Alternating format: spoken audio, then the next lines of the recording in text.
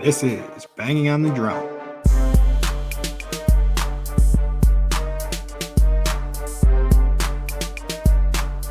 This meeting is being recorded. It is another beautiful day in West Central Wisconsin, and welcome to episode 136 of Banging on the Drum. I am your host, P Dog, joined alongside my co-host, M Dog. Please remember to like, subscribe, download, share our stuff. Mike's blowing up over there on his own, but how you doing today, Mike? I'm doing well. How are you? I'm doing great. So I heard in the Cheese to Victory you had a scratchy throat, been giving out a few too many gluck-lucks here. Yeah, that's just too many best jobs rolling around, and so that got me. I can still feel it. I got a pretty heavy cough, so there might be some times I have to mute the old microphone here. No, you just cough right into them. True Banging on the Drum style. I remember our first episode with all the burps, and this thing doesn't even pick up burps. You'll see today after I get into shotgunning things. So I don't get what software we use that cleans up our burps and stuff, but your coughs probably will get cleaned out too. Yeah, I don't believe that that'll be the case. They're pretty wicked. All right, well, so we will see. We will see. But let's get to business here. So we do our 6-pack and a pound, where we just bet on 7 games throughout the week, pound one of them.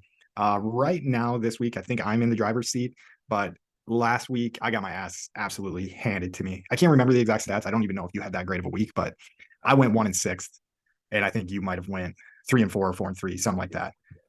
So, but this week is still up in the air, right? Yeah, because but I'm the Eagles rolling yet. Yeah, so basically, if the Eagles lose, I think we would. So I would go to -500. You would go to -400. So basically, if the Ravens win and the Eagles lose, you would win. But other than that, and I suppose if the Ravens win, then we push. So if the Ravens win, pick up time with the Eagles.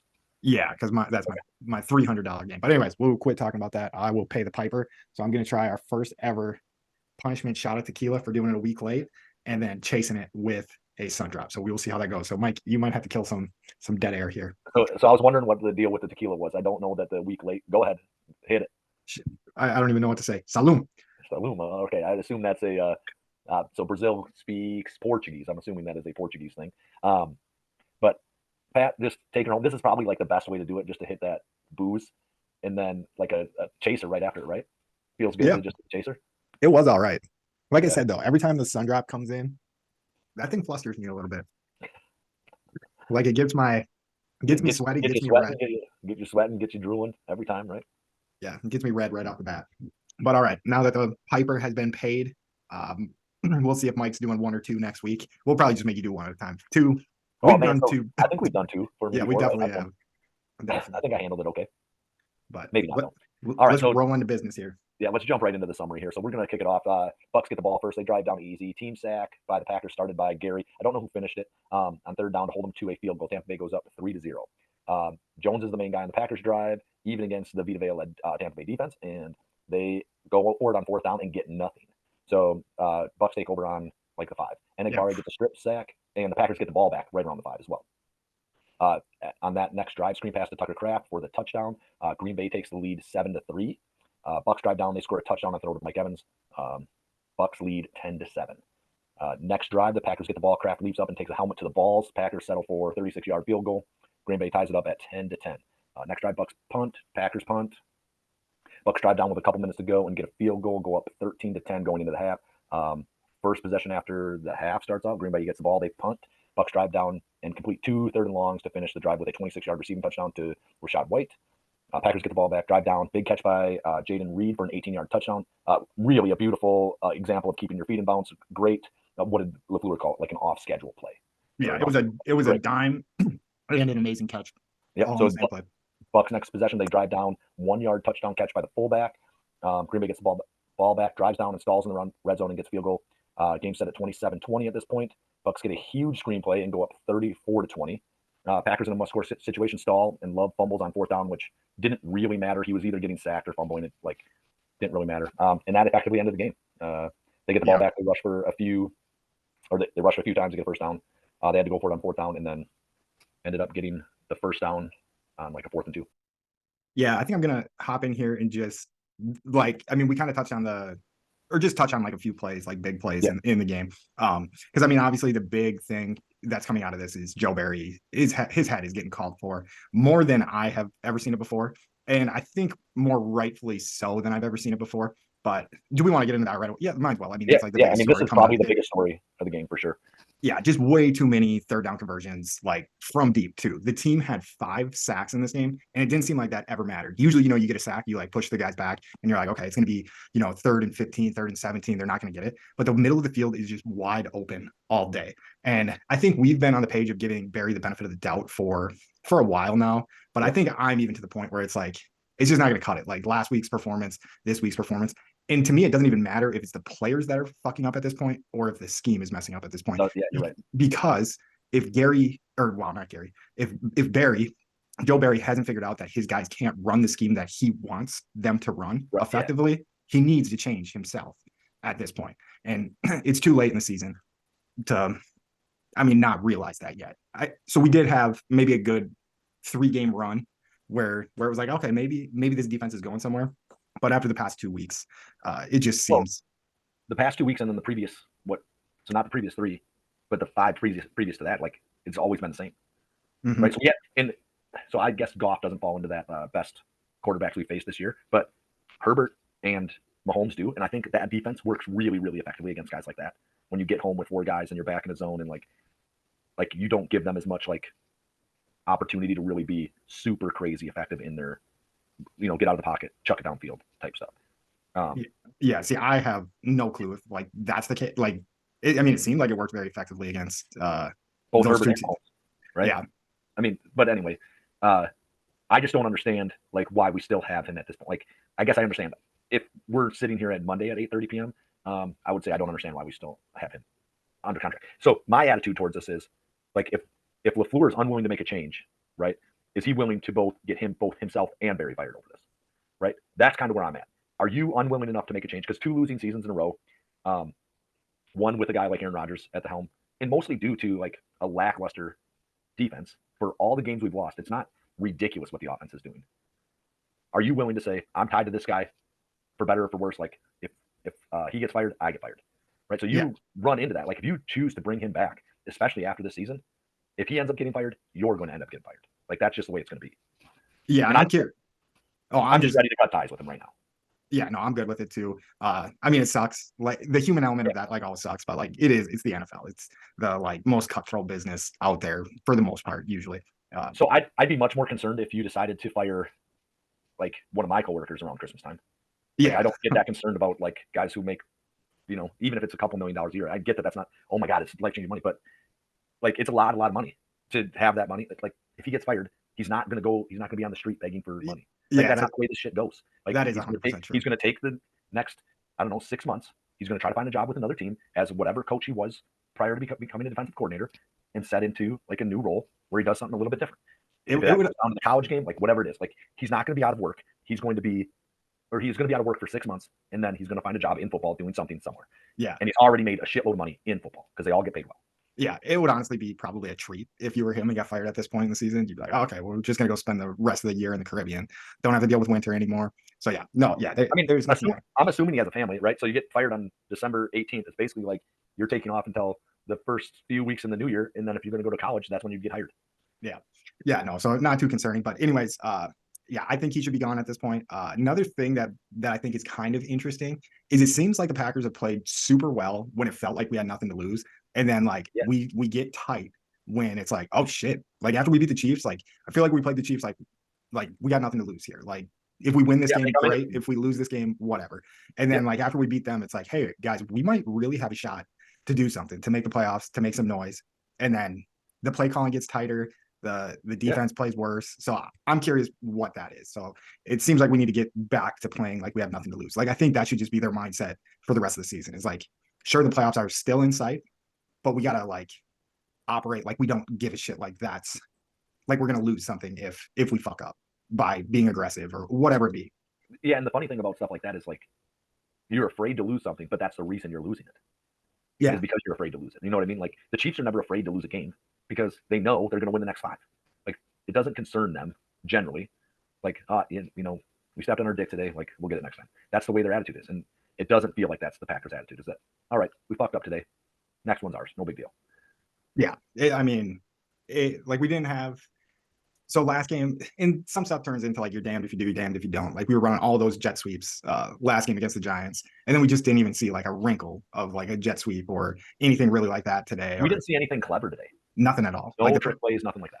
but I will say though, the one thing impressive about that is it did seem like when we drop back to pass, if you give Love, I don't even know like what's a good amount of time, like 4 seconds or whatever a good amount of time, like back there is, he finds a guy every single time. And on the opposite end, a guy gets open every single time, which didn't seem like was happening as much early in the season, but that really goes to show you how much these wide receivers have grown and figured out how to find holes in defenses. I mean, to be fair, today we're out without a number one, and really the guy who was probably the number three, or no, the number four, stepped up big time and played like a number one. Wicks played really, really well today. And I like the way he runs after he has the ball in his hands. He just is a try-hard guy once he has the ball in his hands. Yeah, no, Wicks had a great game. Our Kraft had a good game, which like we've been saying, I mean, he was brought in to be like the number 2 tight end, but he's starting to very much look like he's going to be, number 1 looking tight end. I mean, hopefully nobody murders anyone or anything like that, but like it could look very Hernandez Gronk-esque with those two at tight end. For sure. Yeah, it's like 1A and 1B type deal. Kraft definitely has like a more of a stockier build to be like a tight end with when it's like a running play. Whereas so if he turns into Gronk, we're probably okay with that. Yeah. No, that's what Gronk was. I mean, Gronk was like the guy who was not supposed to catch any of those passes. Hernandez was supposed to get all that shit, and it just never worked that way. Because teams keyed to Hernandez more because he was more athletic. Yeah, no, but I mean, it looks like we went out and had a great draft this last season. This is like an A+ draft. I mean, any way to split it. Yeah, we've seen guys on the defensive side like Valentine play really well. We've seen Carl Brooks play well. Van Ness got his 3rd sack of the season today. He seems to be like slow rolling into it, but I think he is going to be a pretty nasty dude down the line. He might not be like the big flashy guy, but more of like kind of like Hawk ended up being, is like just a mainstay of your defense for a long time. Maybe not the guy that is making it to every single Pro Bowl, but is just a damn solid professional through and through. I wonder how many like actual plays he gets. What's that? Like how many snaps does he actually get in every game, right? So like, and then on top of that, like a real opportunity to make a sack on that play, right? So if you're getting a 2nd and 6, are they running the ball and then you don't actually even have a chance at a sack? Like how many plays does he have where there's a real sack opportunity? Yeah, and I'm sure there's somebody does that stat. It's not banging on the drum. Yeah, right. But yeah, if you look at his game log, so he has 22 tackles on the year, 18 of them are solo, and then he only has 2 sacks, and 1 was in the first game of the season. It was very impressive on Fields, and then the one today seemed like, I mean, you definitely are still doing some work, but like kind of almost like a gift, like you just got free and smoked the quarterback type deal. But yeah, I think he'll be solid, but I definitely don't have the eyes. Like I'm not just sitting there being like, what's Van Ness doing on this play? What's Van Ness? Yeah. Every once in a while when I see like Wyatt or something, I'll try to pay attention to like what he's doing on the play, because correct me if I'm wrong. I could be dumb on this one. Wyatt is a rookie as well. No, it's a 2nd-year guy. But okay. He did not do much last year. It was not. Or that I was thinking of Carl Brooks, not Wyatt. Wyatt's. Yes, Brooks is a rookie as well. Yeah. So what do we have? Like 13 picks? I was trying to remember and so even if Carlson is only a starter for like 2 or 3 years with us, that kicker, like I suppose you made that stopgap between Crosby and whoever the next guy is. Was it Johnson that everybody was losing their shit about because he got a couple picks a few weeks ago? He was the late round pick from Iowa State, right? Yeah. That I had wrong. I think a lot of rookies are contributing with us right now. Valentine is contributing, playing pretty well for the most part, as far as I can tell. And then offensively, so you got both tight ends. Wicks is doing something. Reed is doing something. Is Heath the 2nd-year guy or a rookie? I think he's a rookie out of like Chattanooga, or no, he's out of Ole Miss, but yeah, he's a rookie. Okay, yeah. So like, I mean, we are having a lot of production coming out of our like offensive rookies. Yeah, and even Bo Milton messed around and got a catch today. Might have had 2. Didn't he have he had 2 targets. I think he might have had like, because it does seem like he caught 2 balls, but I want to say 1 was out of bounds or some shit like that, or almost caught 2 balls. But yeah, lots of success with our rookies. Just not a lot of success as a team. Yeah. Our team is not being very successful right now. So, dude, Godwin ripped us apart today. Let him go 10 catches, 155 yards, just craziness. And if you look at every receiver on the team for them, basically all of them had a 20-yard play or more. So Godwin had a 25-yard catch. David Moore had that 52-yard catch to put the last nail in the coffin. Evans had a 19-yard catch, so not quite 20. Rashad White had that was a touchdown probably. He caught that touchdown from like 15 yards out. Yeah. And then, Cade Otton had a 22-yard catch and Rashad White had a 26-yard catch. So we gave up so many 20-yard plays today. It was ridiculous. Yeah, and that's on a bend don't break defense, like a just give up the 8-yard play defense. That's what like has been the whole year, is that he tries to keep everything in front of him and underneath. And today that did not happen. Yeah, it is insane. Just it just to me, where I mean, we're gonna be beating a dead horse with Barry needs to go is like just that concept in general, like doesn't even seem right. Just try to win every single play. And I think you're Yeah. gonna be better off than just being like, no, we'll give them that, we'll give them that, we'll give them that. Like, sure, there's times where you're gonna have to like say, hey, we're gonna take Mike Evans out of this game, and we're gonna have to let Godwin beat us type deal. But I don't know, man. I think you had a pretty good tweet where you're like, this Packers team, like going into halftime, we just let teams walk down and get field goals. I mean, Yeah. Yeah. and It's like, I mean, so we watched that happen against the Giants. Like to win the you game, yeah. needed to make it so that they could not get any yards, and you just let them take the 10 underneath, take the 10 underneath, take the 10 underneath until they were in field goal position, and then Yeah. they win the game easy. And today at halftime, same thing. Like basically, you have to play tight defense right there, and you refused to do that. Yeah. And I don't get that shit. Like that's not things I understand. Now, if you want to do that, like to trade 7 for 3, kind of like we did early in this game, I feel like we've done that a few times. We did that against the Chiefs, right? That's what worked the best against. We traded 3 points and then went and got 7. Traded 3 points, went and got 7. And so, like, if that's the way you want to do that, that's fine. But there's certain situations in a game where you can't let them down the field and put up points, right? There's no way to get 7 back at the end of the half. Yeah. There's no way to get 7 back at the end of the game against the Giants. It just doesn't work. Like, and it's so easy for them to do. It's like you're playing at a like a medium level on Madden, right, all through the game, and then you switch it to easy mode, like to play right before the half. Like they make it so simple to do. Yeah. And it did look like a Madden play caller was calling plays against us, just running everything down the seams that were just glaringly wide open And all day. honestly, my thought on it was like this is like when you played with Peyton Manning in like the 2005 game, right? It was so easy. Like he just runs and you're facing a cover 2 and you're Peyton Manning, and like you just make the throw right over to the sideline or you make it right up the seam, and everything is all good. Yeah. And the 10 yards off the ball, like the cornerbacks, I don't get that either because I was watching that a little bit closer today. And I like to watch my boy Nixon. And I feel like he's had a rough 2 games in a row.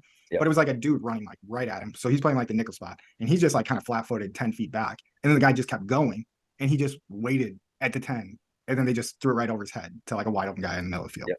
Like, so I just don't get where that philosophy, like, because I feel like it'd be easier to run with a guy if you like caught them like 3 to 5 yards off the ball, and then you're kind of like already running and moving. Like, granted, they could fake you out and make you miss, but if you're just sitting there and they get a running start to get to like where you're going to be, they're going to blow by you if they want to. So that's one thing I don't get about that 10 yards off the ball stuff. Right. And so I think like if you're going to play off coverage, and it's not a 3rd and 40 type play, right? Like 3rd and 25. If you're going to play off coverage, you should be within like 3 to 4 yards. So when they come off, you can hit them, and then when they adjust, you stay with them, right? So like you put them back to 0 on the speed, so that there's no acceleration. Like you have to have acceleration in order to beat me. Where corners are at that same level. That's like my thinking towards it, right? I understand that that's not as easy as it looks. Devontae Adams, all these top end wide receivers make plenty of people look very, very foolish when they try to put hands on them after 2-3 yards, right, of running, like just slip by them somehow. But if you can like hit them and make them restart what they're doing, that throws the timing with the quarterback off. That throws like you put them at closer to speed. If you're standing 7 yards back and can't touch them, like how are you going to get up to speed with them from 0 if they've already started running? Yeah, and that's what I was seeing when I was paying attention to that shit. Is they just get blown by. But you ready to get into this SWAT that we do? Yep.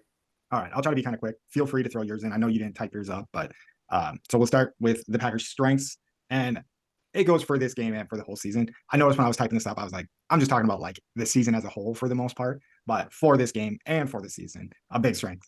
Jordan Love is that dude. So I really do think, I mean, he had a damn good game. He was 29 of 39, 284 yards, 2 touchdowns. One of those touchdowns being just an absolute dime, putting it the only place that you could put it. Granted, we talked about this a little bit. Reed made a hell of a catch on that play as well. Just a beautiful play. And we were talking about that last week, where we had the one throw that was a beauty, but the only thing was the receiver, I think it was Reed, right? Who didn't get his toe down. He only got 1 toe down last weekend. No, it wasn't Reed. Oh, it was Dobbs. I don't think it was either. I thought it was like a third guy. Wicks or Like, yeah, I mean, but we have so many good. Yeah, like I thought it was just one of the later dudes. For some reason, I thought it was either Reed or Dobbs, but and it could have been. I'm not remembering. But yeah, just did get his foot in this week. Yeah, Reed did, and it was really a great pass. Yeah, and catch. Yeah, so that Jordan Love would be a strength for this game, and then I think like season wise, like however this season goes, whether we make the playoffs and make a little bit of a splash or don't, it looks like we know we don't have to worry about a quarterback in the near future. So that is a great strength of this team. Is we're not the Bears that are still looking for their guy. We're not. wishy-washy on their guy, right? Yeah. So So I think another strength of this Packers team is our front five on defense. So we got like Gary, Smith, Clark, Wyatt, Brooks, Slayton, whichever guys you want to plug in there. Enigbari and Van Ness would also fall into these players. And I think that we got guys that make plays, do the right things, step up. I think it's the back end of our defense that really comes with the problems. But the front five on our defense, I think, is very, very good.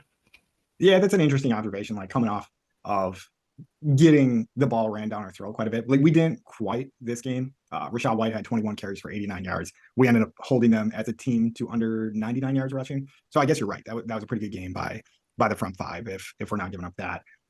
It did look like in coverage though that Devondre Campbell was fairly easy to pick on a little bit. I think when you're using Godwin to pick on him, I think it becomes a hell of a lot easier. Yeah, and that is just a weird. That's like just another defensive scheme flaw. Like why Nixon's on the field fairly often, and when you got three receivers on the field, why is your linebacker covering a receiver when you have five DBs on the field? Like right, and you got a linebacker like Quay Walker who can run with just about every running back in the league. Yeah, maybe not everyone, but a lot of them. Yeah, that was baffling that they were just giving the seam up with Devondre Campbell, watching him just get beat in the passing game at least 3 or 4 times. I mean, to be fair though, that's that zone coverage defense, right? Like, so you line up man in zone and then you fall into your area. Well, if your area is the guy that covers Godwin every time, that's true. Why you get fucking burned on that shit. That is true. All right, and then my last strength, I guess I kind of just double tapped the passing game, and I've already talked about it before, but yeah, just our pass catchers in general. It seems like if we get that time, they find a way to get open, and Love finds a way to find them, and that is very refreshing because early in the season it didn't feel so much like that, and now it just seems like, next year it doesn't look like we have to attack a pass catching option. We don't need the top end pick to go out and get Maserati Marv or all these top end receiving talent in the draft. So it looks like we're pretty set there, and we can spend our draft capital in areas that we need it, which looks like it's going to be the secondary a lot, and maybe offensive line. I don't know, man, because the offensive line seems like they play pretty good too. Because how many sacks? I'm always a guy that is willing to go with an offensive line or a defensive lineman especially in the first couple rounds. Like I think those are the picks you miss on less. Not that you don't miss on them, but you miss on them less. And then like finding your guys later in the draft that are, I mean, to be fair, I think basically what they find is guys that are trying hard. I think Valentine, like, I don't think he expected to come in and fight for a starting job when you have Stokes and Douglas and Alexander in the cornerback room. But he comes in and he plays every week and he plays okay, right? For a guy who should be learning and not anywhere near the starting lineup. Yeah. I mean, he's getting all the starting reps being a 7th round pick. So that is, and he'll grow, he'll get better. So that's good to see. But we don't have much for strengths in this game. I feel like this was just a very piss poor played game. I mean, offense looked fine, but defense was just awful. So we'll transition into that. Defense just looked bad in every single way. I already said it early, emptied the clip a little bit early in the show, but 5 sacks today, and we never got them off the field. Like, I think we made a punt once. Punt. Insanity. Because so they were 7 for 11 on 3rd downs, which I feel like that's way too much. And especially like not even 3rd and shorts. It was like 3rd and 10, a lot. 3rd and 8. There were some 2nd and like 25s too, like where we had them backed up to start with, and then they got them the next 2 downs. Yeah, and then if we throw they were 1 for 1 on 4th down, so 8 for 12 on, I don't know if you want to call it like clutch plays or something. We could make up a stat. We'll call it clutch plays. 8 for 12 on clutch plays, and the Packers were 6 for 14 on those clutch plays. 0 for 2 on 4th downs, 6 for 12. So just a big linchpin in a game is being able to get off the field on 3rd downs, and the Packers did not do a good job of doing that today. I already talked about the cornerbacks playing 10 off the ball. Joe Barry, we already hammered him home. But just to double tap that is, to me, he's just got to go, because whether it's his scheme or if it's the players fucking up his scheme, like not doing it, he's the one that needs to make adjustments and realize like, well, shit, I don't got my guys to do that. Kind of like we were talking about the Badgers early in the year, like, hey, we're going from a team that just runs the ball down people's throats. So that's our personnel group right there, to an air raid. So we're going to need to like blend something if we want to be even semi-successful this year. And it just doesn't seem like Joe Barry's like willing to make adjustments. It seems like the stubbornness of it is just insanity. Like he's driving the fans nuts. It seems like guys who are even like pretty locked in and watch tape and stuff nuts. Our dumbass is nuts. Like more like the optimistic to a fault guys. Like it needs to happen. Through the first, like, I don't know when did we start winning against the Lions? I don't know what week that was. Maybe through the first like 8-9 weeks, I was defending Joe Barry and saying our offense needs to score more points in order for us to win games because they're holding them to 20 or 22 or whatever, and we're losing 22-20. It seemed like quite often. I defended him. I thought, like, if you can continue to not allow teams to score points, that's fine. Like, what's the big deal? I think in the Giants game, like, I realized that it doesn't matter if you hold them to field goals if you can't make any stops when it counts, right? There's probably other games where I noticed, like, he's not making stops when it counts, and then it ends up, like, costing us games. The Falcons game probably, if I would go back and watch that, is very similar to what happened. You know, like, it costs us games because we can't get a 3-and-out stop ever. Like, that just doesn't exist inside the Packers. I don't even know if the one punt today was 3-and-out, but, like, they had one punt today, which is unacceptable. It was actually 3-0, surprisingly enough. But yeah, that was our one good defensive drive coming off after they hit a field goal. So, but yeah, And then it and needs then to they happen stopped more us, often. right? They get a like we get a 3-and-out, and then they get a 3-and-out, or not maybe a 3-and-out, but like they get a punt 5-and-out, right yeah. after that. Yeah. And so that's really tough to deal with, is that, like, the way our offense is currently constructed, they should not be the ones that have to play the perfect game in order to win. The defense should have to play the perfect game in order to win. Like, you have a first-year starting quarterback. Is he going to be better than a rookie? Yes, I think he's going to be better than a rookie because he's been in the league. This is year 4, I suppose, right? So I think he's better than a rookie. But we have a boatload of guys that have never run routes in the NFL. Not that they've never run routes, but they've never run them in the NFL. They don't. The physicality of the game is different. Like, understanding what is a catch and what isn't a catch, getting 2 feet down, like learning new plays, learning new systems. Like, our offense should be, like, able to fuck up, 3 times a game where, like, nothing goes right on a play, and it shouldn't ever feel like that costs us the game. And every time they screw up, it feels like it's going to cost us the game because our defense doesn't do enough to get stops. Yeah, and on top of it, I don't know like who comes up with like the Packers have like a bunch of talent on defense, but it seems like that was said about this defense quite a bit, like to the point I where was I feel like we have a lot of talent on defense. Where I I was hope in it's just love not with this wrong. defense. Yeah. I was in love with this defense coming into the season. I knew that we had some holes at, like, maybe safety, right? But I don't look at the roster that we have and that we're putting out there and be like, oh, yep, I expect us to just get burned every play of the game. Like, I expect us to put pressure on the quarterback on just about every play that they drop it back to pass, and I expect our linebackers to be able to make tackles downfield. Our secondary is playing better than they probably should, but that's injury related and not necessarily, like, player related, right? Like, that doesn't have anything to do with the players that we thought we had going into the season. We thought we had Douglas and Alexander, and then Stokes coming back at some point. At the safety position, okay, I get it. Like, we didn't think we had, like, a lot of talent there, but if those are your 2 holes and everything else is okay, we should be all right. Like, I feel like if you give, like, a guy in the league this defense, he should be successful with it. Like, it doesn't appear to me to be this defense that can't succeed. It appears that they're set up to fail. I like the idea of drafting a top end safety early in the draft. But And I think we've had we'll see. opportunities 2 years in a row and we pass them. I want to say that there's a guy that's playing for maybe the Lions and a guy that's playing for the Ravens that we had the opportunity to draft both those guys, and last year and the year before, and Yeah, we chose not to, which I get. But I think that's going to be on top of my big board going forward. Safety, huh? All right. Yeah, I think. Yeah, because I actually don't know that you need to. Like, I've heard a lot of, like, corner, and the corner that I've seen a lot, and I don't know if it's always the same dude and he just picks the same guy every time, is the guy out of Iowa, DeGene, maybe.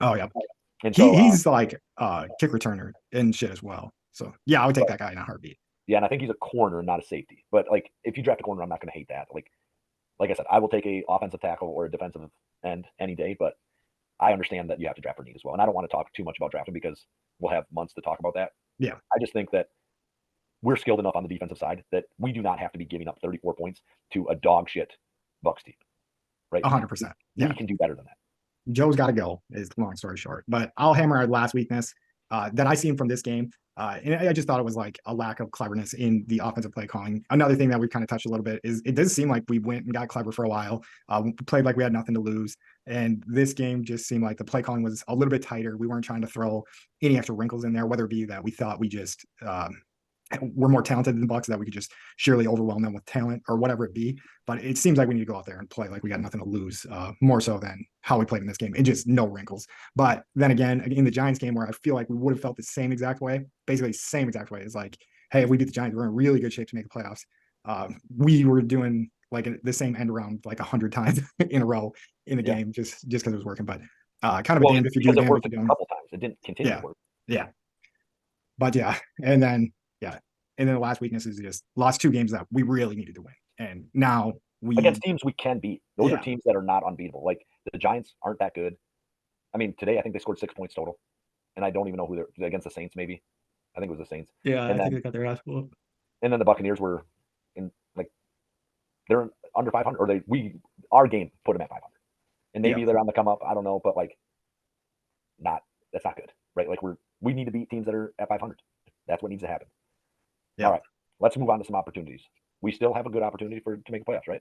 So sounds yeah. like if we win out, which is win 3 games in a row, we have a 93% chance. I think I read on Twitter. I have no Or clue. Yeah, I just I think that's went what to they the said. playoff machine and just kind of put how games I thought would go. But yeah, it seems like they got a good shot of making the playoffs if they just win out. Yep, yeah. I mean, so like if you win out, you beat the Vikings, the Panthers, and the Bears. Yep. And so like Vikings should be a winnable game. Panthers and Bears, if you lose to them, like in all honesty, I think LaFleur's job should be like considered on the line. Like in all honesty, if you're losing to either the Panthers or the Bears, and it's because you kept around an incompetent coach, like, and I think if you give Justin Fields time, he's gonna be scary. Like guys who choose to run against the Packers seems to have career days every fucking time. Yeah. No, definitely if we lose to the Panthers, I think your seat gets frigging Very hot. flaming hot. And then if you lose to the Panthers and Bears, you might be gone. Yeah, right. Like, So yeah, for sure. all For right, so sure. we're still on opportunities and not on negative Nancy shit. So I'll let Pat get back into it. All right. So yeah, not many injuries from this game that I remember. So that's a good sign going forward because it seems like every game we've been getting out. Reed was limped off the field at one point. I don't know if he came back though. I think he did come back on the field. So he did get a little nick there, but I don't think there's going to be anybody that was playing in this game that's going to be like out next game. I could be wrong about that, but it seemed like a fairly healthy game. So that if we do, so another opportunity here is if we do fire Joe Barry, I think that gives the defense a bit of a spark. Like whether they love Joe Barry or hate Joe Barry, they can just we're going to do this for Joe Barry type deal, love or hate, whatever, Yeah. the little coaching spark. And then seeing Al Harris, granted the Cowboys got torched today, but Al Harris is the Dallas's cornerbacks coach. So that gave me the idea of Mike McKenzie's probably out there jobless somewhere. So we could hire Mike McKenzie, and that's a big opportunity we have going for us. What about Tremont Williams?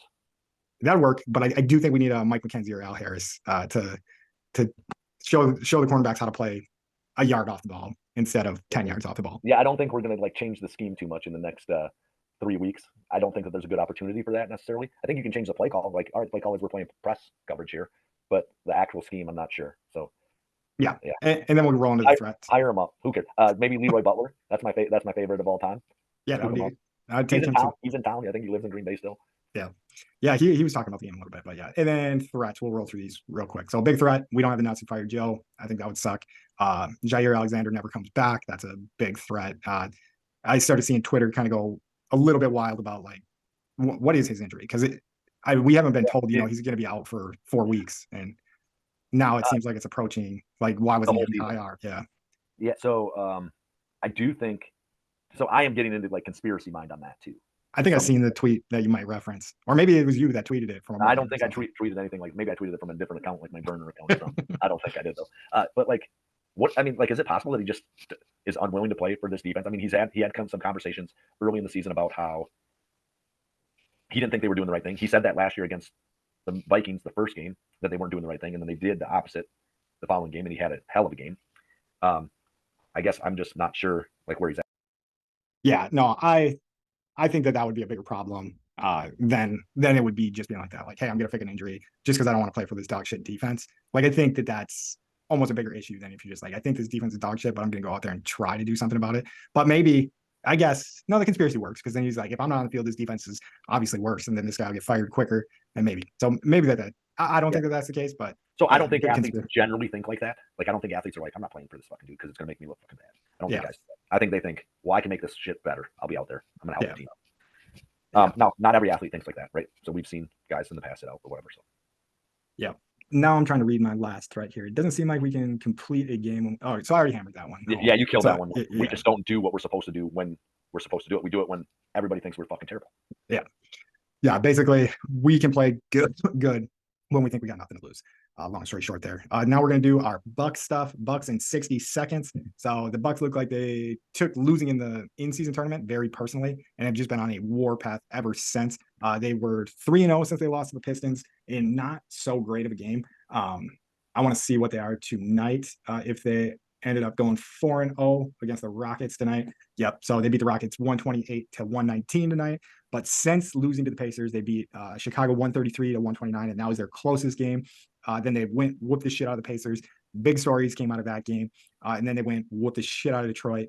And yeah, then they whooped the shit out of the Rockets as well. And the Rockets, from what I've heard, have been playing well. I guess they're 2-9 on the road, so not a great road team, but it seems like they're a decent team. Obviously, the Pacers are a solid team. Making it the championship in the in-season tournament. But yeah, let's just hit that news real quick. I'm sure everyone in the media has hit it. But the ball incident, give me back my ball. So Giannis goes for 64 points, career high against the Pacers. And then Bucks I can't record, even, yeah, Bucks record. And I can't remember who it even was for the Pacers. Scored 1 point, but it was their first point. So they try to keep the ball like a. Well, here's the fucked up part about it. It wasn't his first point. He scored his first point in the in-season tournament. Okay, see, I didn't even know that. From what I understand, he scored his first points in the in-season tournament or something like that. And like, not important to keep that game ball, but important enough to keep this because it was his first regular season points. Yeah. No, Which that is the fucking regular season too. This guy, I don't like him. I don't like these Pacers. Rivalry engaged. Exactly. So that is cool, though. It'll be cool to have some bad blood against a team that's solid in the East. And I also think that I'm not going to like deem anybody wrong or right in this game, but I do think it's the Bucks being kind of salty that they got beat by them in the in-season tournament. And then I think them just flooring the Pacers, being like, well, you guys think you're good. You're not that good. And then whooping their ass in Milwaukee. So, the rivalry just bubbled up because it's the Pacers kind of being like pissed off, like coming off like, yeah, we beat you guys last time when it meant something. And then the Bucks, I don't know. I love this Bucks team because to get that mad over something like that, I think shows that this team has some heart. Another thing that happened in the game, Giannis got fouled like semi-hard. I wouldn't even call it hard. He got fouled medium, is how I would put it. And Thanasis, wow. Yeah, I'm not going to get it. Tried to run off the bench. Kind of. Tried to make it look like he was running off the bench to whoop somebody's ass. But I do think he is a guy that looks like he could whoop somebody's ass. And I will say, I do respect his spot on the team if that's what they have him there for. Is if someone fucks with your brother, we're putting you in the game to go fuck with whoever did that. And that would be great because with this shit that we're going to get into the NBA just a little bit. But with that shit that happened with Draymond Green, like flailing and throwing that punch, like, dude, and that just being like consistent like that, I am surprised a team hasn't been like, hey, you're getting called up from the G League right now. We're going to be very honest with Draymond in the fucking balls. Yeah. And you're going to get him fucking angry and get him out of here. That or just like a straight up ass whooping. Like, dude, we'll pay for your lawyers. We'll pay for your fines. We'll pay for everything. Just go put that dude in his place real quick. Make him look like a bitch in front of the whole entire world. Who does that though? I mean, I'm being serious here. So he's built like more like a brick shit house than most guys in the NBA. Most guys that play in the NBA. I mean, so like he's thicker than most of them. He's taller than most of them. So he's what, 6'9". So he's probably taller than the vast majority of guys in the NBA. Like, no, you're not. You're not wrong at all. I'm not going to tell that. And he's angry. Like, who's doing that? I'm not telling the guy it's going to be an easy fight. I'm just, I'm just telling the guy, just go try. Like, I think. And like, I don't know where Draymond grew up, but it's like real possible that it's like inner city Detroit. He went to Michigan State. Yeah, no, he's a beast. Like, yeah, like he's a dog. Like that's a guy that you love on your team. You fucking love that dude if he's on your team because he's the guy who pisses everybody off, and it just puts everybody on edge. But I think if you have a guy on your team where you're like, hey man, we will deal with all your repercussions that come from this. If he fucks with us, square him up, hit him in the jaw. We don't give a fuck what, like, you might get your ass whooped, but like if you have a guy out there like with that in his head, like, hey, I can hit him in the jaw. Like, yeah, I might be suspended, thrown out of the NBA. I guess that would be an issue like down the road. Well, but I do think also though, if you get it to Draymond Green, like with Draymond Green's like track record of doing shit like that, you're not probably getting kicked out of the NBA. Yeah, like even Ron Artest and O'Neal was on. Like those guys didn't get kicked out of the NBA. They still had the opportunity to play in the NBA. Nobody got kicked out of the NBA after they were fighting fucking fans. Like fans were walking into the stands, punching fans, and like nobody said shit. And they're like, all right, like give them a year and then they can come back. Yeah. So if a guy like does something chippy to you or your team, and you put like and you just pop him in the face, I don't think you're losing maybe 10 games. I think if you square him up good enough and like it would depend how bad you injure the other person, I think, which it probably shouldn't, but if you end up like knocking them out for the season with like a broken jaw or some shit. So like, I actually believe that like if you want to run targeting penalties and like headhunting penalties in the NFL, like if you want to do that stuff, that if a guy leaves the game, you're kicked out. Like that's how it should be. I don't think so. So not on a legal tackle, but if you're fouled, if it's a penalized tackle and like you fucked up a team's opportunity to like to be successful. And it same for the offense. Like if you put your head down, you get flagged for putting your helmet down. Guy has a concussion, he goes out. Player goes out too. No, but it gets too like ticky tack. Nah, maybe ticky tack is not the right word, but let's say, um, um, I Like can't they think cheat. of who. No. So Harrison, who's the Vikings really good safety? Yeah, It's Harrison. It's Harrison something. Harrison. Smith. Yes. Harrison Smith. So say Harrison Smith just lights up. Let's say Malik Heath. So like a solid receiver, Yeah. but Yep. not our guy, Doesn't and matter. gets a targeting call. So then Yep. Malik If Heath. Malik Heath can't play, Well, guess what? ruled out by the doctors. If the doctors and the NFL want to cheat and ruin the game, if that's what they want to do, then the game will go away. Like long term, the game is gone. If that's how people, so So look you're at saying he needs a doctor slip to say this guy can't come back in the game. so that's what they do now. They tell them, Okay. right? Like that's how they determine whether a guy goes back in the game. Most of these guys aren't quitting, and so they're not Jay Cutler. My knee is a little sore today. It's the NFC Championship. I'm not coming back in. Like that's not how that works, right? So like, and so instead of it being guy is doubtful to play again, it'd be the guy is out, like the guy is ruled out. And once they rule him out through the doctors, he can't come in and play. I'm sure, Okay. right? Because I that's guess if thing. I didn't realize like that was the system. I still don't fully know if that is the system because I was gonna say if that play happens, there's no chance Malik Heath is coming back into the game. Like you So, just be like, dude, you're hurt for this game. Sorry. And then but like, we're like, we so don't have to play against Harrison Smith for the rest of this game. but doubtful and out are two different things, right? So, when everybody lost their mind about the Joe Burrow injury, like he had that thing on his wrist and he wasn't on the injury report. Like people lost their mind because like in theory they're supposed to be on the injury report if they're injured and they're missing time or like there's a possibility that they don't play. Well, he gets dinged up one little time and then he's not playing and he's out for the rest of the season too. Like that's what happened there. So like the difference between out and doubtful is like kind of a big deal. But they always put these guys as like in question to return. That just would change, right? So like when Rodgers tore his AC or tore his Achilles, they probably said, oh, he's questionable whether he's returning. They would have just said he's out immediately. Yeah. No, I right? got you. Like You lost me a little bit, but yeah. But yeah. No, I got you. Yeah. So I guess I still don't agree with it. You could explain it forever. Yeah, and because I mean, yeah, and just I don't know because that I'm like 100% on board with that because I think it turns into the NBA and soccer, then, like where they fake injuries so that they can get penalties. yeah, Right, they flop down. I think like, and we saw that once with, I don't know if you remember, there was like 3 weeks ago, it was Christian McCaffrey, like pretended he got pushed down to the ground and flopped, and him and the ref were like laughing about it. I thought that should have been like a 15-yard penalty. That should be unsportsmanlike conduct because that's the shit that ruins games. That's the shit that I hate to see in soccer. When a guy like fakes like he's got an injury and then gets up and walks off the field, or when you see an NBA player flop down on the ground so that they can get a foul call. That's the stuff that I feel like ruins games to me. I agree with that. My main thing with the targeting, if we get back to the targeting, is just there's so many times you've seen it where it was like targeting, sure, but like it wasn't like a guy making a malicious hit. Like it was just, wrong placement of the helmet at the wrong time. Like not like, hey, I'm gonna helmet to helmet this dude. I want to say in the Bills game today, I seen one play where the dude, I can't remember who it is. I mean, they're playing Dallas, but he just helmet to helmet the dude, and it looked like it was on purpose. And he was just like pumped about it. He was like, fuck that guy. And he was like smiling and like slapping like high fives and shit. It was weird. Like I was like, did they tell him to rip? Was it the sick the guy on Draymond Green situation that was happening? But it was weird. But yeah, he was not affected in the least bit of getting a 15-yard penalty for nailing this guy head to head. Yeah. But you ready to get to the Badgers real quick? We're going to do it in 2 seconds. Yeah, let's run it down. All right. So Badgers, since the last time we had the show, they lost Arizona in that one. But since then, they won their only game versus Jacksonville State, 75-60. They're still number 23 in the country. The last game before conference play starts is against Chicago State on the 22nd. I know they did have one game against Michigan State already, but like once the schedule completely flips to all conference games, last game, 22nd against Chicago State. And I think that's when we'll lock in the Badgers. Maybe we'll try to get a Badgers guy on here. But as always, thank you guys for listening. We appreciate the support. We love you all. Please like, subscribe, download, share. We'd appreciate it. Mike, you got final words for them? If you're doubting the Badgers, the Bucks, the Brewers, or the Packers, you can eat our shorts. Fire Joe Barry. Roll it.